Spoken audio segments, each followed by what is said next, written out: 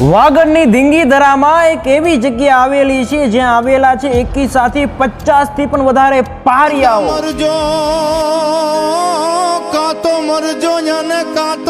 ઐતિહાસિક જગ્યા એટલે વાગડના ભીમાસર ગામની ઉત્તર દિશામાં થોડે દૂર આવેલી વનાધાર। આ ધાર ઉપર હારબંધ 50 થી પણ વધારે પારિયાઓ આવેલા છે।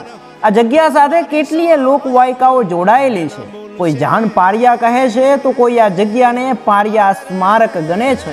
200 વર્ષના સમયગાળામાં જે ઘટનાઓ બની તેના સાક્ષી તરીકે આ પારિયાઓ આજે અડીખમ ઊભા છે।